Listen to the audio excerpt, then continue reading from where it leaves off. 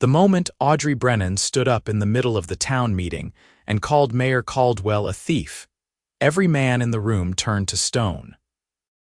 It was September 1878 in Redemption, Arizona Territory, a dusty collection of wooden buildings huddled against the unforgiving desert, and no woman had ever dared speak against the men who ran things, let alone accuse the most powerful man in town of corruption.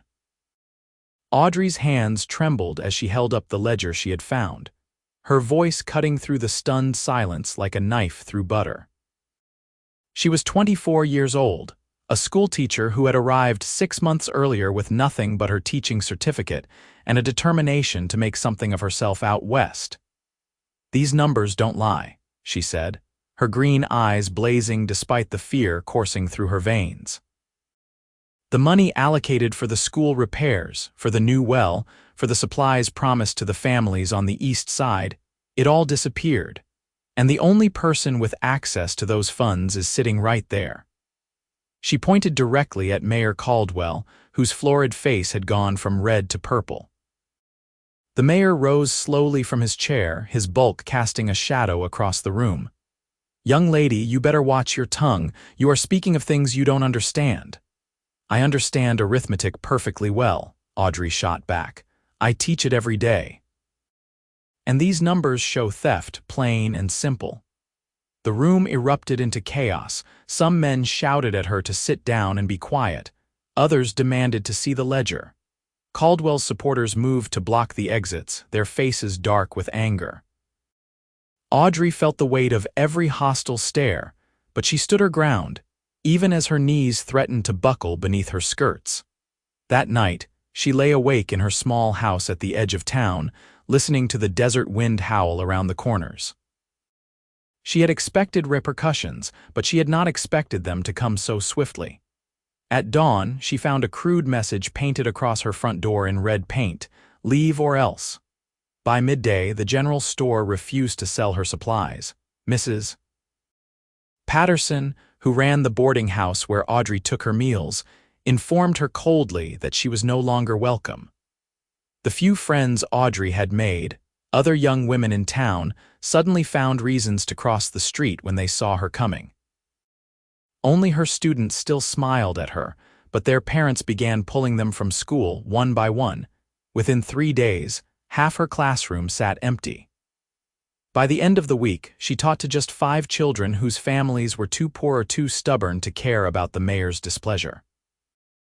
Audrey held her head high during the day, but at night she allowed herself to cry, wondering if speaking up had been worth losing everything she had worked so hard to build. On the 8th day after the town meeting, things escalated. A group of men, their faces partially covered with bandanas, rode up to her house just after sunset. They shouted threats and obscenities, demanding she pack her bags and leave Redemption before they decided to help her along. Audrey watched from behind her curtains, her heart hammering so hard she thought it might burst from her chest. She had nowhere to go, no money for a stage ticket, and no family to return to back east. Her parents were dead, and she had used her last savings to come to Arizona. The men finally rode off, but their message was clear. This was just the beginning. The next evening they came back. This time there were more of them, at least a dozen riders, and their threats were louder, more violent. Audrey sat on her floor, her back against the wall, trying not to shake apart with fear. She had written to the territorial marshal, but help could be weeks away if it came at all. Caldwell essentially owned the town, and everyone knew it. She was preparing for another sleepless night when she heard a different sound, the heavy tread of boots on her front porch. Audrey froze, wondering if they had returned to make good on their threats. But then came a voice, calm and deep, speaking just loud enough to carry through the door. "Evening, ma'am. Name is Cole Garrett. I will be staying right here on your porch tonight. You just go about your business and try to get some rest." Audrey crept to the window and peered out carefully. A man stood on her porch, tall and lean, with dark hair that brushed his collar and a weathered face that suggested he spent most of his life outdoors. He wore a dusty brown duster coat over dark trousers and a simple shirt, and a revolver sat low on his hip. She had seen him around town, always quiet, always keeping to himself. He worked as a ranch hand on the Double Creek spread, one of the larger cattle operations outside Redemption. "Mr. Garrett," she called through the door. "What are you doing?" "Making sure nobody bothers you tonight, Miss Brennan," he replied, settling himself against the porch railing with an ease that suggested he planned to stay exactly where he was. "You don't have to do that.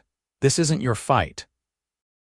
"Maybe not," Cole said, and she could hear something like a smile in his voice. "But I was at that town meeting. I saw that ledger before Caldwell's boys grabbed it. You were telling the truth, and that ought to count for something." Audrey did not know what to say. For over a week, everyone in town had treated her like she had a contagious disease.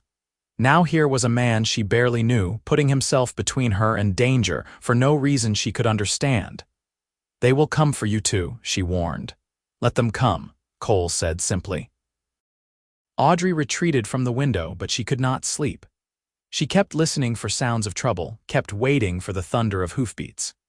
But the night remained quiet, and when dawn broke, Cole Garrett was still there, leaning against the porch post, watching the road with patient eyes.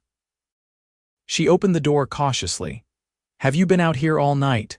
"Yes, ma'am. You must be exhausted and hungry. I don't have much, but I can make coffee and biscuits." Cole turned to look at her fully for the first time, and Audrey felt something flutter in her chest. His eyes were gray, the color of storm clouds, and they held a steadiness that made her feel safer than she had in days. He was perhaps 26 or 27, with the kind of face that was handsome in a rugged, unpretentious way. "Coffee would be appreciated," he said, "but then I need to head to the ranch for my work. I will be back before sunset." "Mr. Garrett, you cannot keep doing this. You will lose your job or worse." "My job will keep," Cole said, "and as for worse, well, I have dealt with worse before." He said it matter-of-factly, without bravado, and somehow that made it more believable. Audrey made coffee, and they sat on the porch in the early morning light, not saying much. There was something comfortable about the silence between them, as if they had known each other much longer than they actually had. Cole asked her about teaching, and she found herself telling him about her students, about the little girl who had just learned to read her first full sentence, about the boy who could not sit still but had a gift for numbers. "You care about them," Cole observed. "Of course I do." "That's why I could not stay silent. Those children deserve better than to have their futures stolen by a corrupt official lining his own pockets." Cole nodded slowly. "My pa used to say that the measure of a person is not what they do when it is easy, but what they do when it costs them something." "You have got real courage, Miss Brennan." Audrey felt heat rise to her cheeks. "I don't feel very courageous. Mostly I feel terrified." "That is what courage is," Cole said, "being scared and doing the right thing anyway." He left soon after, riding off on a sturdy sorrel gelding, and Audrey went about her day. She taught her 5 remaining students, cleaned her small house, and tried not to think about what the night might bring. But as the sun began to sink toward the horizon, she found herself watching the road, and when she saw Cole riding back, relief washed over her so powerfully that it nearly brought tears to her eyes. "You came back," she said, stepping out onto the porch. "Said I would," Cole replied, dismounting. He carried a bedroll and a canvas bag. "Brought some extra supplies. Hope you don't mind, but I figure if I am going to be spending nights here, I ought to have the proper gear." That night the riders came again. There were more of them this time, perhaps 15 or 20, and they were bolder, riding right up to the edge of Audrey's property. Their leader, a thick-set man Audrey recognized as one of Caldwell's chief enforcers, shouted up at the house.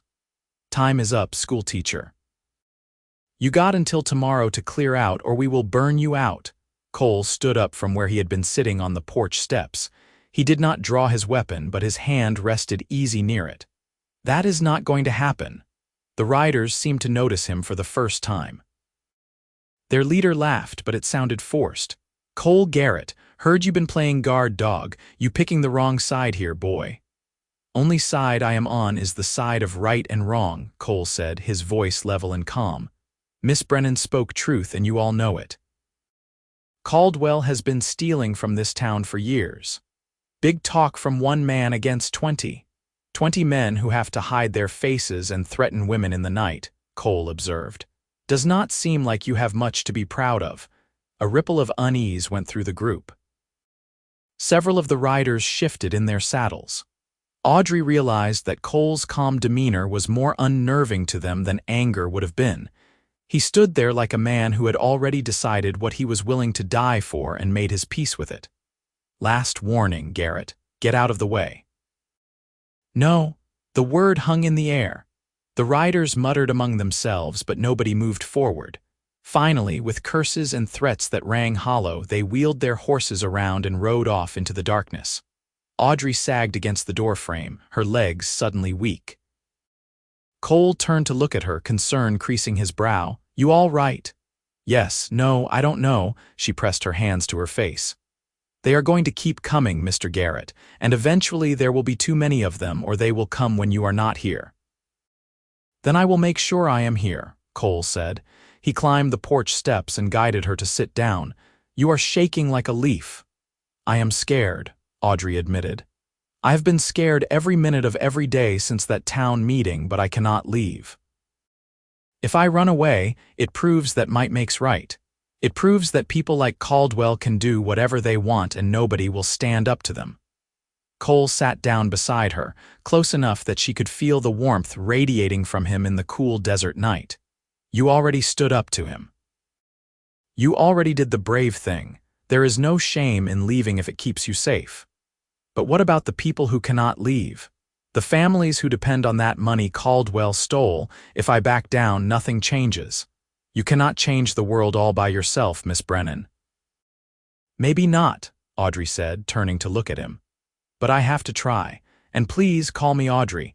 If you are going to risk your life sitting on my porch, we ought to at least use first names. Cole smiled, a real smile that transformed his serious face into something warm and open. All right, Audrey, and you can call me Cole. Over the next week, a rhythm developed. Cole worked at the Double Creek Ranch during the day, pushing cattle and mending fences under the brutal Arizona sun. He returned every evening as the light faded, taking up his position on Audrey's porch. They began to talk more, sharing stories of their lives. Audrey learned that Cole was originally from Texas, that he had lost his parents to fever when he was 19, that he had drifted west looking for work and meaning. He was 27 years old, thoughtful and intelligent despite his lack of formal education. Cole learned that Audrey had grown up in Boston, the daughter of a bookkeeper and a seamstress. She had put herself through normal school by working as a maid, determined to become a teacher. Her parents had died within months of each other the previous year, and with nothing left to keep her in Boston, she had answered an advertisement for a schoolteacher in Arizona Territory. You came all this way alone? Cole asked one evening, genuine amazement in his voice. I wanted to be somewhere I could make a real difference, Audrey explained. In Boston, there were plenty of teachers. Out here, children go without education because there is nobody to teach them. I thought I could matter here. You do matter, Cole said quietly, more than you know. Their eyes met in the lamplight spilling from the window, and Audrey felt her breath catch. She had been so focused on survival that she had not allowed herself to truly see Cole as anything more than a protector. But now, looking at him, she saw the kindness in his eyes, the strength in his weathered hands, the gentleness in the way he spoke to her. Something was growing between them, something that had nothing to do with fear or danger, and everything to do with the way her heart beat faster when he smiled. The riders came less frequently as the days passed, but when they did come, Cole was always there. His presence became a barrier they seemed unwilling to cross. Word began to spread through town about the cowboy standing guard on the schoolteacher's porch. Some people sneered, but others began to whisper that maybe there was something to what Audrey had said about the mayor. Maybe those ledgers really had shown theft. Maybe it was time someone stood up to Caldwell. One afternoon, while Cole was at work, Audrey received an unexpected visitor. She opened her door to find Emma Walsh, the wife of one of the local ranchers, standing on her porch with a basket of food. "Miss Brennan," Emma said, her eyes downcast. "I wanted to apologize. My husband made me stop speaking to you after that town meeting, but I should have stood with you. You were right about Mayor Caldwell, we all know it, but we are all too afraid to say it." Audrey felt tears prick her eyes. "Thank you, Mrs. Walsh, that means more to me than you know." "There are others who feel the same way," Emma continued. "We have been talking amongst ourselves, the women. We want to help." Over the next few days, a quiet resistance began to form. Women who had shunned Audrey started greeting her on the street again. They brought her food, offered their support, and began pressuring their husbands to stand up to the mayor. It was not a revolution, but it was a beginning. Cole noticed the change. "You are winning," he said one evening. "Slowly, but you are winning." "We are winning," Audrey corrected. "I could not have done any of this without you." Cole looked uncomfortable with the praise. "I am just doing what any decent person would do." "No," Audrey said firmly. "Most people would have looked the other way, most people did look the other way, but you stood up when it cost you something. You risk your safety every night for me, and I do not even know why." Cole was quiet for a long moment. "At first I did it because it was the right thing to do," he finally said. "But now I do it because I cannot stand the thought of anything happening to you." Audrey's heart hammered in her chest. "Cole," he turned to face her fully, his gray eyes intense. "I know I got no right to say this. I am just a ranch hand with nothing to my name but a horse and a saddle. You are educated, refined, the kind of woman who deserves a hell of a lot better than what I can offer. But Audrey, these past few weeks getting to know you, they have been the best weeks of my life. You are brave and smart and kind, and I think I am falling in love with you." Audrey reached out and took his hand, feeling the calluses on his palm, the warmth of his skin. "I don't care about what you have or don't have. I care about who you are. And Cole Garrett, you are the finest man I have ever met. I think I am falling in love with you too." He stood up, pulling her gently to her feet, and cupped her face in his hands. "Can I kiss you?" "Yes," she whispered. His lips met hers, soft at first, then deeper as she pressed closer to him. Audrey felt like the world had been turned upside down in the best possible way. All the fear and uncertainty of the past weeks faded away, replaced by the certainty that she was exactly where she was supposed to be, with exactly who she was supposed to be with. When they finally broke apart, both breathing hard, Cole rested his forehead against hers. "I will keep you safe," he promised. "Whatever it takes." "I know you will," Audrey said, "but Cole, you have to be careful too. I could not bear it if something happened to you because of me." "Nothing is going to happen to either of us," Cole said with a confidence that made her want to believe him. But 2 nights later, everything came to a head. The riders returned in force, more than 30 of them this time, and Mayor Caldwell himself rode at their head. They surrounded Audrey's house, torches blazing in the darkness, and Caldwell's voice boomed out over the sound of restless horses. "This ends tonight, Miss Brennan. You have poisoned this town with your lies for long enough. You will leave redemption immediately, or we will remove you by force." Cole stood on the porch, his hand near his revolver, but Audrey could see the calculation in his eyes. Even he could not stand against 30 armed men. She stepped up beside him, her decision made. "I will not be moved by threats and intimidation," she called back, her voice stronger than she felt. "I spoke the truth, and everyone here knows it. Mayor Caldwell stole money meant for this town's children and families. That is not a lie, that is a fact. Prove it." Someone shouted from the crowd. "I had proof," Audrey shot back. "But your mayor had his men steal the ledgers before anyone else could examine them properly. Why would he do that if he had nothing to hide?" A murmur ran through the crowd. Caldwell's face darkened with rage.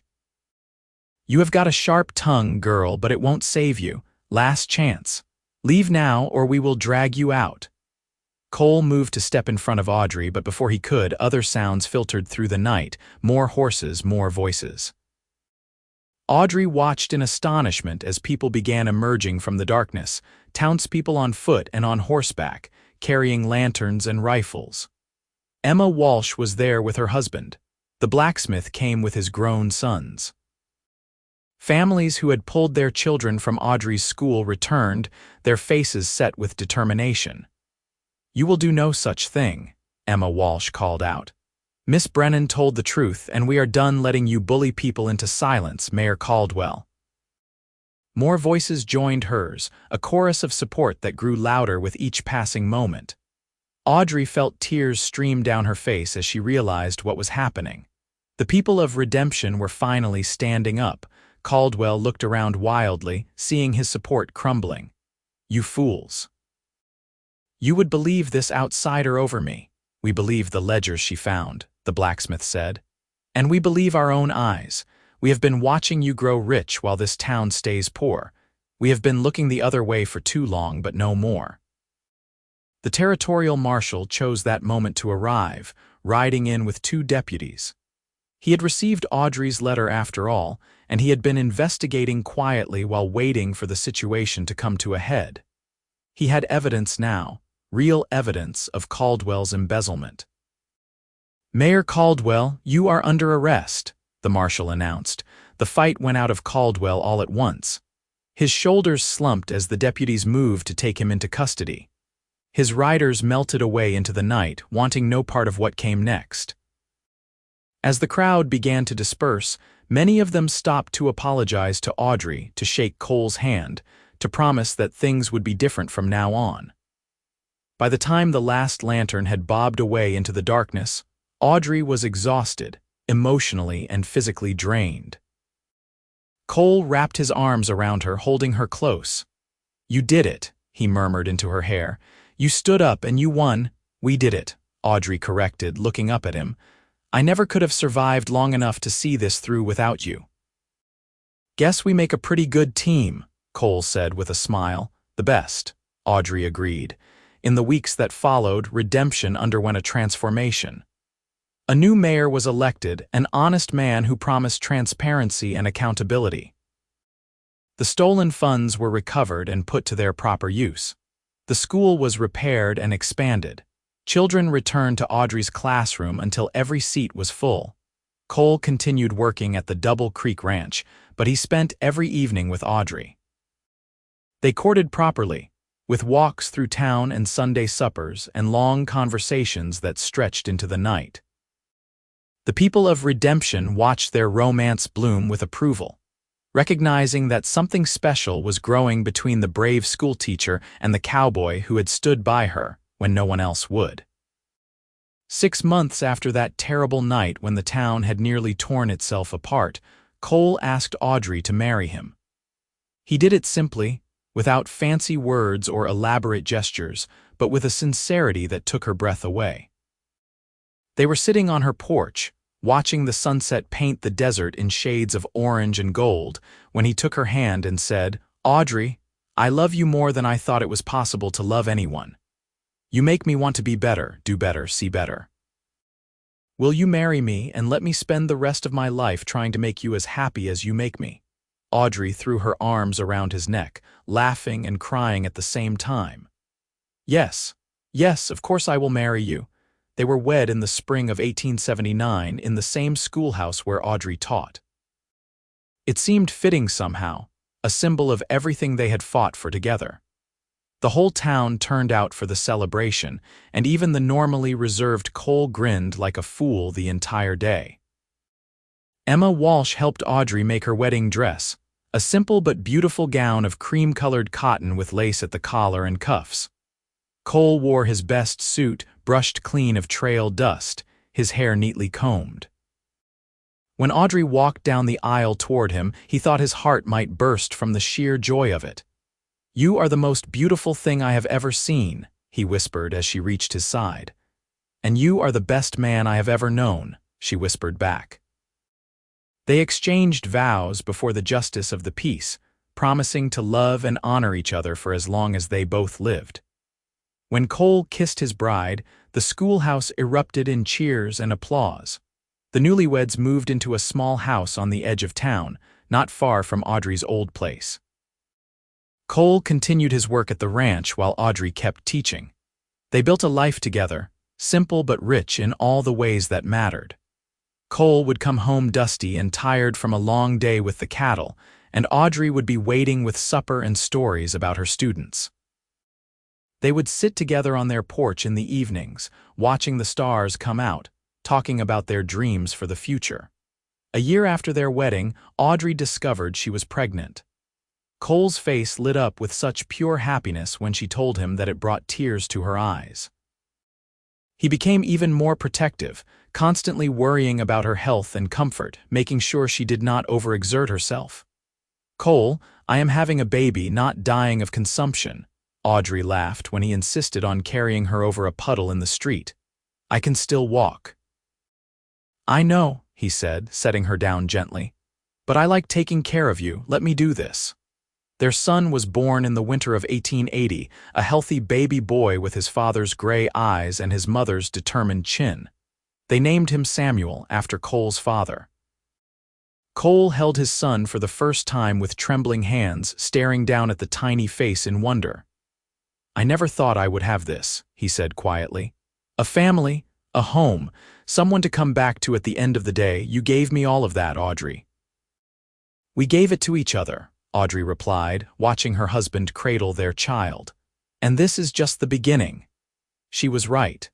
2 years later, their daughter Margaret was born, named for Audrey's mother. She had her mother's green eyes and a sweet temperament that won everyone's heart. Cole doted on both his children, teaching Samuel to ride almost as soon as the boy could walk, reading stories to Margaret every night before bed. Audrey continued to teach, though she reduced her hours to spend more time with her growing family. The school thrived under her guidance, becoming a source of pride for redemption. Former students went on to become teachers themselves, spreading education throughout the territory.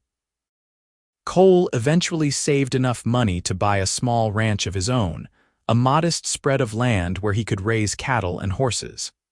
It was not a grand operation, but it was theirs, built with their own hands and hard work. The children grew up riding across those acres, learning the value of honest labor and the importance of standing up for what was right. As the years passed, redemption grew and prospered. The corruption that had nearly destroyed the town was replaced by fair governance and community spirit. Audrey and Cole became respected members of the community, known for their integrity and their willingness to help others. People often sought Cole's advice on matters of fairness and justice, remembering the night he had stood alone against a mob to protect what was right. On their 10th wedding anniversary, Cole and Audrey returned to her old house, which had been converted into a small library for the town. They stood on the porch where Cole had kept his vigil all those years ago, and Audrey leaned into her husband's embrace. "You ever regret it?" she asked. "Standing up for me that night.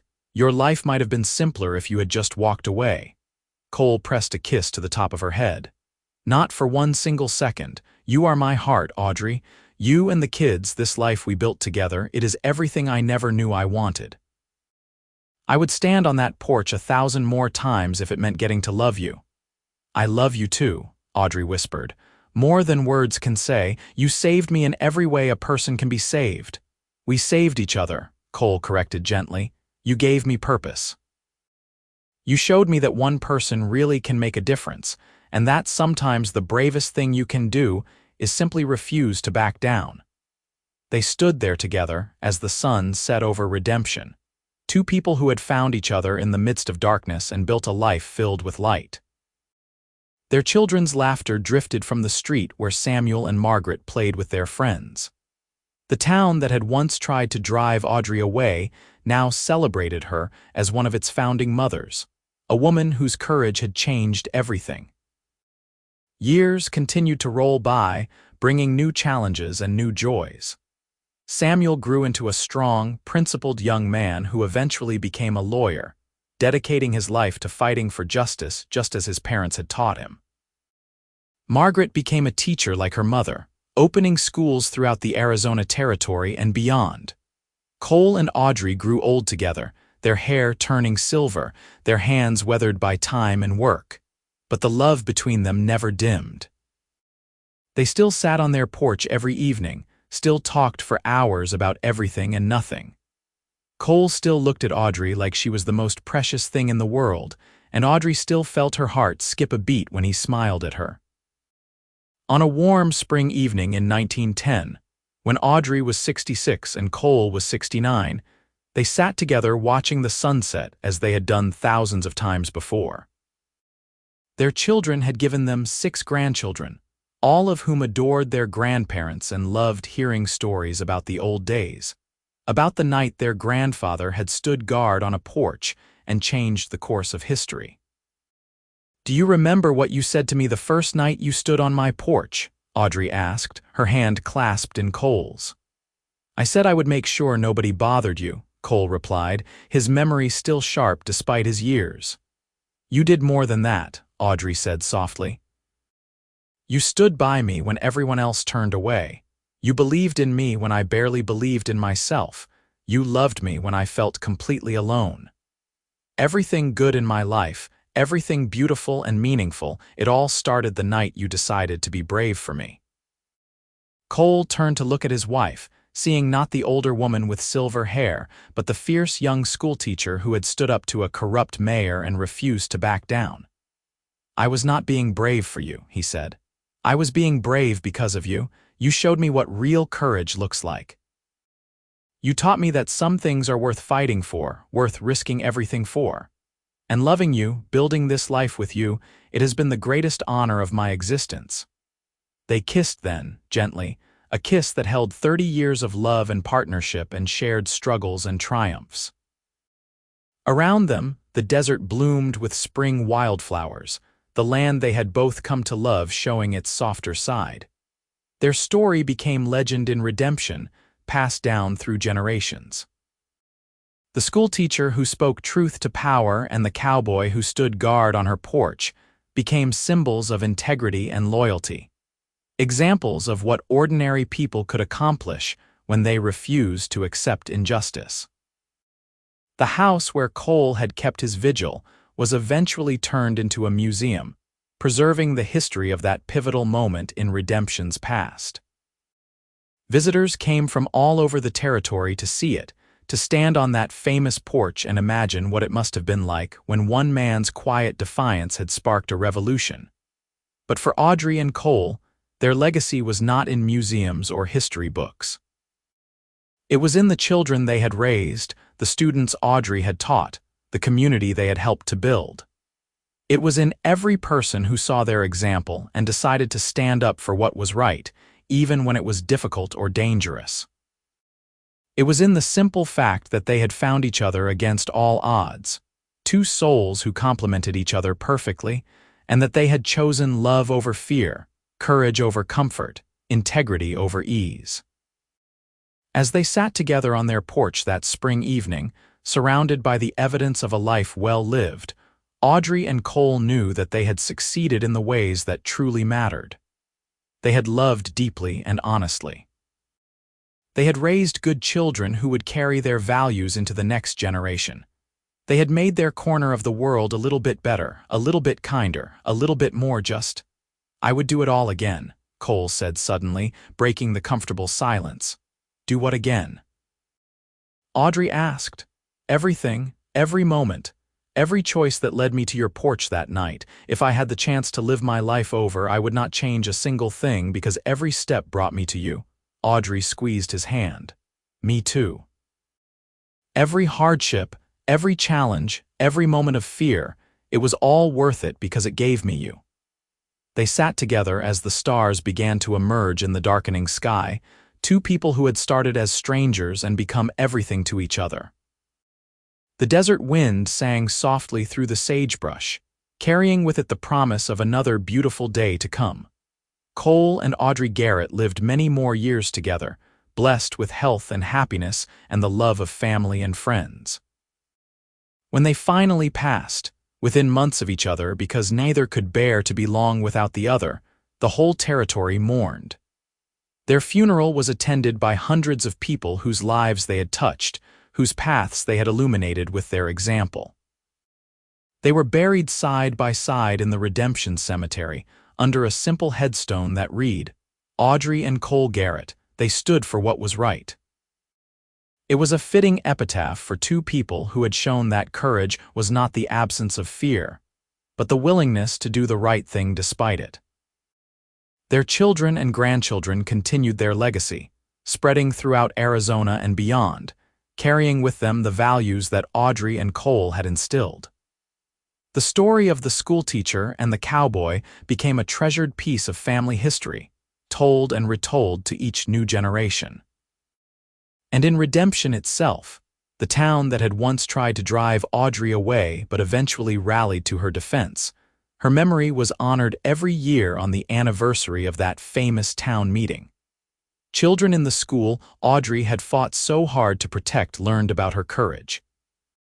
Young people heard the story of Cole's loyalty and were inspired to be better, to stand up for others, to choose love and justice over fear and expedience. The porch where Cole had kept his vigil became hallowed ground, a reminder that one person's quiet determination could change the world. Couples in love came to stand there, making promises to each other, vowing to show the same loyalty and devotion that Cole and Audrey had exemplified. Years turned to decades, and decades to centuries, but the story endured. In the small museum that occupied Audrey's old house, visitors could see photographs of the couple in their later years, their faces lined but their eyes still bright with love. They could read letters Cole had written to Audrey during the rare times they were apart, simple words that revealed the depth of his devotion. They could see the ledger Audrey had used to expose Mayor Caldwell's corruption, the evidence that had nearly cost her everything but ultimately transformed a town. And standing on that porch, looking out at the desert landscape that had witnessed such drama and such love, visitors understood something fundamental about the human spirit. They understood that courage comes in many forms, that love can flourish in the hardest soil, and that standing up for what is right, even when it is difficult, even when it is dangerous, is always worth it in the end. Audrey and Cole's story was not just about a moment of crisis or a brave stand against injustice. It was about the life that followed, the years of quiet devotion and steady partnership, the family they built and the community they served.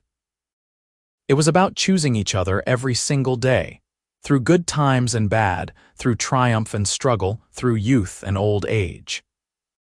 It was a love story for the ages, set against the backdrop of the Wild West, a tale of two people who found each other when they needed each other most and built something beautiful and lasting from the ashes of fear and intimidation. Their love was not just romantic, though it certainly was that. It was also a love of justice, of community, of the future they were building together. In the end, that was their true legacy. Not just the stand they took or the changes they inspired, but the love they shared and the example they set. They showed that ordinary people can do extraordinary things, that courage is contagious, that standing together is always stronger than standing alone. And on quiet desert evenings, when the wind whispers through redemption and the stars shine bright overhead, some people swear they can still feel the presence of Audrey and Cole Garrett, still keeping watch, still standing guard, still showing the world what it means to love with your whole heart and fight for what you believe in.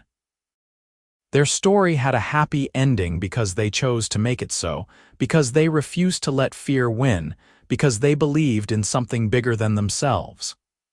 And that choice, that refusal to back down, that commitment to each other and to what was right, made all the difference. The cowboy who stood on the porch and the schoolteacher who spoke truth to power became symbols of everything the West could be at its best: brave, honest, loyal, and free. Their love transformed not just their own lives, but the lives of everyone around them, rippling outward in waves that continued long after they were gone. And that, in the end, is the truest measure of a life well lived and a love well loved.